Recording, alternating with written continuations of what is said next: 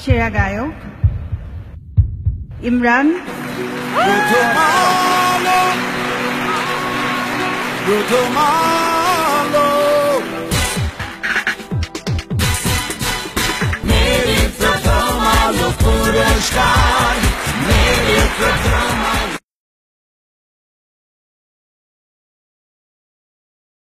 মেরিল প্রথম আলো তারকা জুরি পুরস্কার 2013, সেরা কণ্ঠশিল্পী পুরুষ 2005 সালে বাংলাদেশ যখন প্রথম টেস্ট জিতে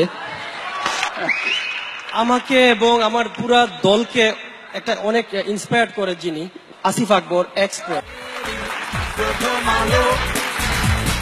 মেরিল প্রথম আলো, মেরিল প্রথম আলো পুরস্কার।